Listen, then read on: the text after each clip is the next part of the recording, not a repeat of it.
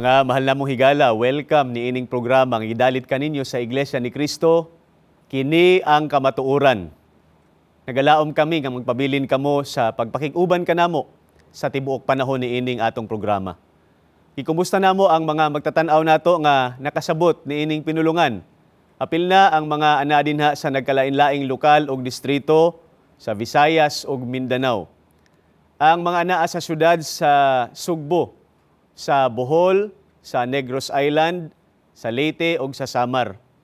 Buot usab namo nga kumustahon ang mga anaa dinha sa mga lalawigan sa Zamboanga ug Davao, sa Misamis, sa Agusan ug sa Surigao. Apil na ang mga anaa sa Bukidnon, Sultan Kudarat, Cotabato, Lanao ug Maguindanao. Malipayon gayud kami nga makauban kamo karon tungod kay labing bililhon ang atong panaghisgot.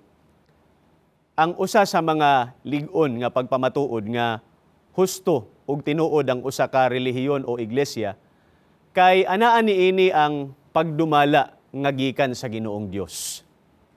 Mahimong dili kini madawat sa ubang tao, apan sa atong buhatong panaghisgot karon mga higala, tugutin ninyo nga among igaalagad kaninyo ang mga pulong sa Ginoong Dios nga nahasulat sa Biblia nga magpamatuod niining among gipahayag.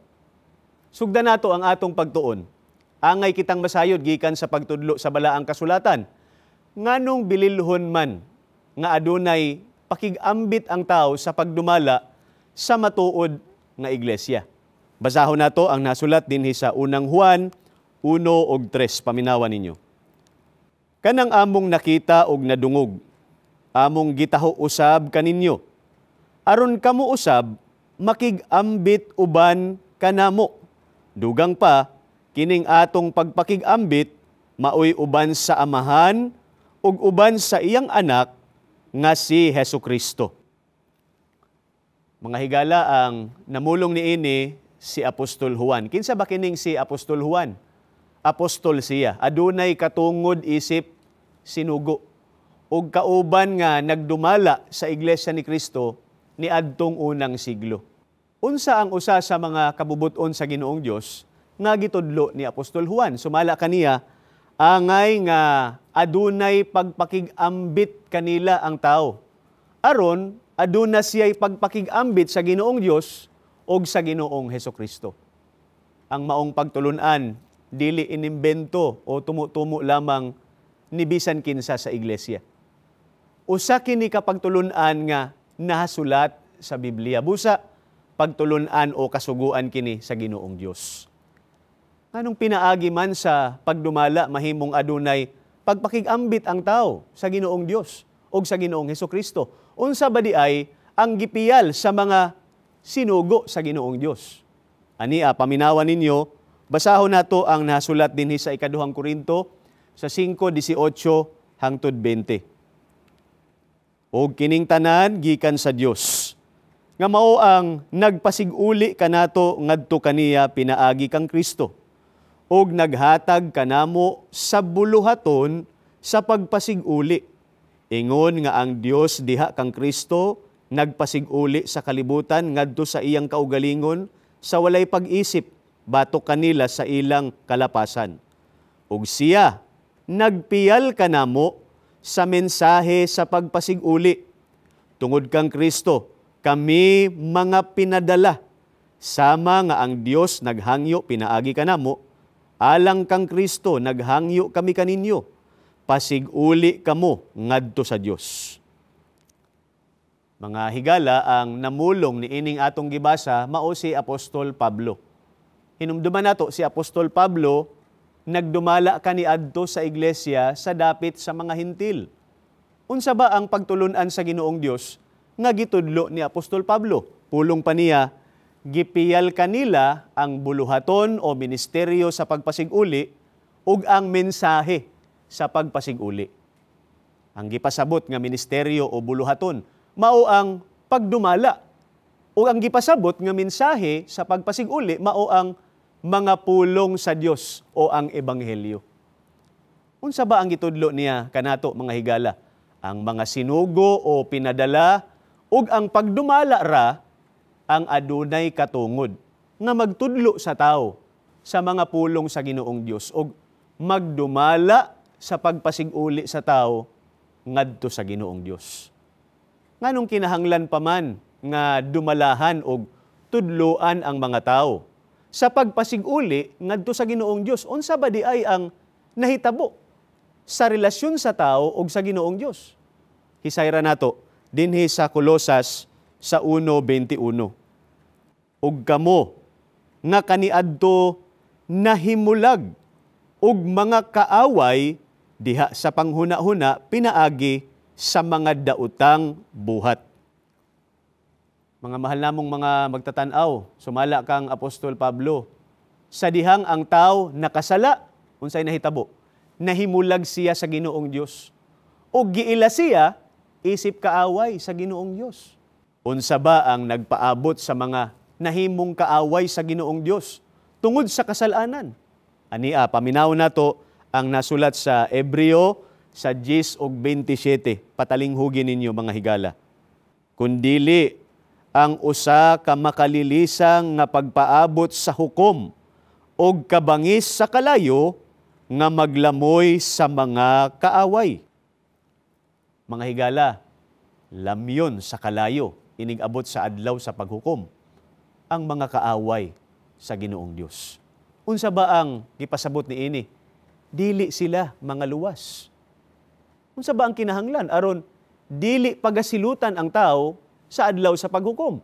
Kinahanglan matangtang ang tao sa kahimtang nga kaaway sa Dios. Busa kinahanglan nga ang tao mapasig-uli sa Ginoong Dios, mga higala. Sa unsang paagi mapasig-uli ang tao ngadto sa Ginoong Dios? Kinahanglan ang sinugo ug ang pagdumala tungod kay sila ang piniyalan sa mensahe ug buluhaton sa pagpasig-uli. Mao nga labawng dako gayud ang kabililhon sa pagdumala sa iglesia alang sa kaluwasan sa mga tao. Dili ba di ay mabuhat sa tao sa iyang kaugalingon nga makig-uli sa Ginoong Dios? Basin isulti sa uban ang ingon niini, mga higala, ako na lang mismo ang makig-uli sa Dios. Nganong kinahanglan pa man nga makig-ambit ako sa giila ninyo nga pagdumala? Unsa ba ang gipiho sa Ginoong Dios? Kung ipugos gyud sa tao ang pagtawag ug pag-alagad kaniya apan nahimulag kaniya o kaaway niya. Ania, patalinghugin ninyo ang gitudlo kanato sa Biblia sa Proverbio sa 1:28. Unya sila magsangpit kanako apan dili ako mutubag. Sila mangita pag-ayo kanako apan dili makakita kanako. Mga higala, tinaw ang pahayag sa Ginoong Dios.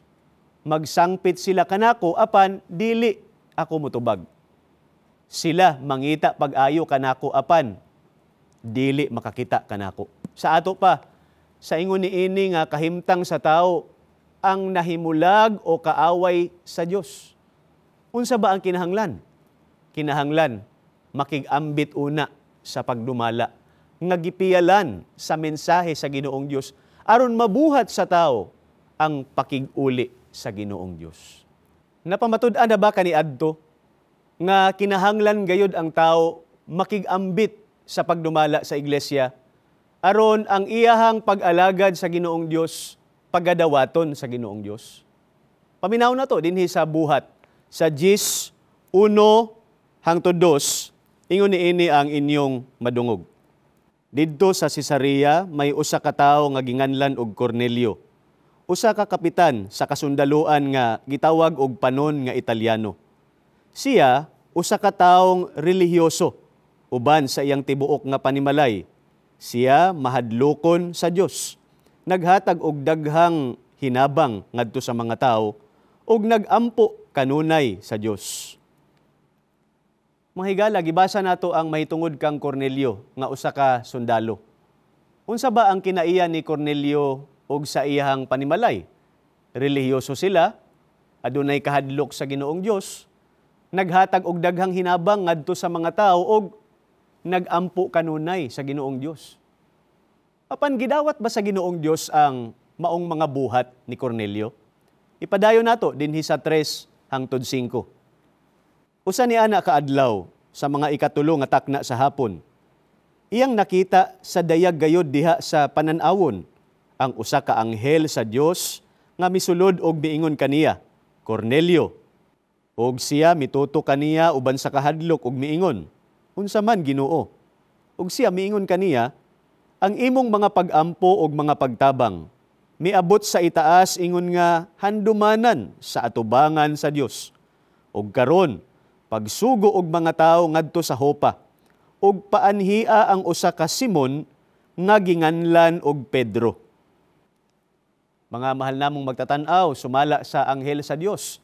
Ang mga buhat ni Cornelio miabot sa itaas ingon nga handumanan sa atubangan sa Ginoong Dios.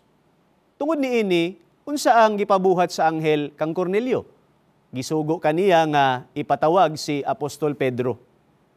Nganong kinahanglan pa man ipatawag si Apostol Pedro? Mga higala, basahon na mo kaninyo ang buhat 10:21 hangtod 22. Ug si Pedro mikanaog ngadto sa mga tawo ug miingon kanila, ako mao ang inyong gipangita. Unsa bay hinungdan sa inyong pag-anhi? Ug siya miingon, si Cornelio nga kapitan, nga usa ka tawo nga matarong ug mahadlokon sa Dios, ug namatud-an nga maayo sa tibuok nasod sa mga Hudyo. Gimanduan sa usa ka balaang anghel sa pagpakuha kanimo aron muadto sa iyang balay ug siya mamati sa imong isulti kaniya. Mga higala, natagad ba ninyo ang gibasa nato nga sitas? Gipatawag ni Cornelio si Apostol Pedro aron siya mamati sa iyang isulti kaniya. Kini tungod kay si Apostol Pedro kauban man sa pagdumala nga gipiyalan sa mensahe og ministeryo sa pagpasiguli. Gipamatud-an kanato sa Biblia nga labing dako gayud ang kalabtanan sa pagdumala nga gipiyalan sa mensahe og ministeryo sa pagpasiguli ngadto sa Dios aron ang pag-alagad nga gibuhat sa tawo pagadawaton sa Ginoong Dios. Dili mabuhat sa tawo sa iyang kaugalingon lamang ang pagpasiguli sa Ginoong Dios, nga dili una makigambit o makighiusa sa sugo o sa pagdumala nga gikan sa Ginoong Dios. Unsa ba ang labaw nga nagpamatuod niini? Unsa ba ang nahitabo ni adtong nagwali si Apostol Pedro og nadungog na ni Cornelio og sa iyang panimalay ang mga pulong sa Ginoong Dios? Ipadayon nato ang pagbasa sa buhat sa 10. Basahon nato ang 33, 44 ug 48. Busa gipasuguan ko dayon ikaw ug gikaluoy nimo ang pag-anhi. Ug kaming tanan ania karon dinhi sa atubangan sa Dios aron sa pagpamati sa tanan nga gisugo kanimo sa Ginoo. Samtang si Pedro nagsulti pa niini, ang Espiritu Santo mikunsad diha sa tanan nga nakadungog sa pulong. Og misugo siya nga bautismuhan sila diha sa ngalan ni Hesukristo. Niadtong nadawat na ni Cornelio og sa iyang panimalay ang mga pulong sa Ginoong Dios gikan sa pagwali ni Apostol Pedro. Mikunsad o gidawat nila ang Espiritu Santo og sila gibautismuhan sa iglesia. Sa maong higayon ra sila nahimong angayan sa atubangan sa Ginoong Dios, mga higala, ug gidawat na niya ang ilang pag-alagad. Dugang paniini sa mga panahon nga ang mga tawo nga giwalihan sa mga apostoles, nakabaton sa matuod nga pagtuo, og midesisyon nga musulod sa iglesia, unsa may nahitabo, gibautismuhan sila ngadto sa usa ka lawas. Sumala ka na sa 1 Korinto 12:13. Unsa kining usa ka lawas nga gipasabot? Sumala sa Colosas 1:18, ang lawas mao ang iglesia. Unsa ba di ay ang gipasabot kung nadawat na ang Espiritu Santo tungod sa pagwali sa mga sinugo, sama sa mga apostoles? Aniya, paminaw nato ang tubag sa Biblia. Nasulat sa Efeso sa 1:13 hangtod 14. Paminawan ninyo, mga higala. Ug mauusab kini ang midangat kaninyo. sa pagkadungog ninyo sa matuod nga mensahe sa maayong balita, nga naghatag kaninyog kaluwasan, mituo kamo kang Kristo. Busa, gipatikan kamo sa Dios, pinaagi sa paghatag kaninyo sa Espiritu Santo nga iyang gisaad. Timaan nga kamo, iya na. Ang Espiritu mao ang pasalig nga madawat gayud nato ang gisaad sa Dios, hangtod nga madawat nato ang hingpit nga kagawasan. Daygon ta ang iyang himaya. Mga mahal namong higala, ang Espiritu Santo mao ang timaan o patik nga ang tao iya na sa Ginoong Dios. Ug ang mga midawat niini kauban na sa katawhan sa Dios ug adunay saad sa kaluwasan. Mao kini ang gidawat ni Cornelio ug sa iyang mga kauban. Niadtong nakabaton sila sa matuod nga pagtuo sa mga pulong sa Ginoong Dios nga ilang nadungog gikan kang Apostol Pedro. Nakigambit sila kaniya. Mao nga dili malikayan sa tao, mga higala, ug dili niya angay likayan nga makigambit sa gipiyalan sa mensahe ug ministeryo sa pagpasiguli. Nga mao kini ang sinugo ug ang pagdumala sa iglesia. Labawng bililhon gayud ang tulubagon sa pagdumala alang sa ikaluwas sa tao. Ang pangutana karon, mga higala, mao kini. Sa panahon nato karon, aduna ba'y sinugo ug pagdumala nga gikan sa Ginoong Dios nga piniyalansab sa mensahe ug ministeryo sa pagpasig-uli? Aron ang tao mapasig-uli ngadto sa Ginoong Dios ug mahimong alagad sa Dios. Aniya, paminaw na to ang tubag dinhi sa Apokalipsis sa 7:2-3. Unya akong nakita ang laing anghel nga mikayab gikan sa silangan sa adlaw ug nagdala sa selyo sa buhi nga Dios. Ug sa kusog nga tingog iyang gisinggitan ang upat ka anghel nga gitugyanan sa paghimo og kadaot sa yuta ug sa dagat nga nag-ingon, ayaw ninyo pasipad-i ang yuta o dagat o ang kakahuyan, hangtod nga ang mga ulipon sa atong Dios mapatikan na namo diha sa ilang mga agtang. Mga mahal namong mga magtatanaw, ang gibasa namo mao ang usa sa daghan nga mga propesiya nga sa daghan na natong pagtuon bisan sa ubang mga programa sa Iglesia ni Cristo. Gipamatud-an na nato nga kini mahitungod sa pagpadala sa Ginoong Dios og sinugo sa mga ulahing adlaw. Unsa ba ang usa sa mga timailhan sa sinugo nga gipasabot? Sumala sa sitas, siya nagdala sa silyo o patik sa buhi nga Dios ug ang iyang buluhaton mao ang magpatik. Unsa ba ang mahimong resulta sa iyang buluhaton? Ang mga mapatikan mahimong mga ulipon sa Ginoong Dios o mga alagad sa Dios. Mao nga aduna gayud kini dako nga kalabtanan sa kaluwasan sa tao sa atong panahon karon. Nag-inusara ba ang sinugo sa pagtuman sa maong buluhaton? Dili, mga higala. Tungod kay gitudlo sa sitas, mapatikan na namo. Gihisgutan na nato kaganina ang mahitungod sa patik nga mao ang Espiritu Santo. Sumala ka na sa Efeso 1:13-14. Ug ang paagi sa pagpatik mao ang pagwali sa ebanghelyo. Gipahayag sab sa propesiya ang mahitungod sa usa ka anghel nga ang buot ipasabot kay messenger o sinugo sa Ginoong Dios. Ug siya magagikan sa silangan sa adlaw. Nga ang katumanan niini maong halayong silangan o ang nasod nga Pilipinas. Mga mahal namong higala, dili ba ang katumanan niining tanan makita sa Iglesia ni Cristo? Ang nagpasiugda sa maong buluhaton mao si Igsoon Felix Manalo, ang sugo sa Dios sa mga ulahing adlaw. Niadtong gipapahulay na ang sugo. Gibutang sa Ginoong Dios si Igsoon Eranio G. Manalo aron dumalahan ang iglesia. Ug pagkahuman gipili sa Ginoong Dios si Igsoon Eduardo V. Manalo ang pagtumalang pangkatibuk-an sa Iglesia ni Cristo karon. Sa pipila pa lamang katuig sa pagdumala ni Igsoon Eduardo Manalo, nadayag gayud ang pag-uban ug paggiya sa Ginoong Dios. Pinaagi sa dagkong mga kadaugan nga gihatag niya sa tibuok iglesia. Pinaagi sa pagdumala sa iglesia karon, nagpadayon ang buluhaton mahitungod sa pagwali sa mga pulong sa Dios. Ug nagapadayon ang ministeryo o buluhaton sa pagpasiguli sa tao ngadto sa Ginoong Dios.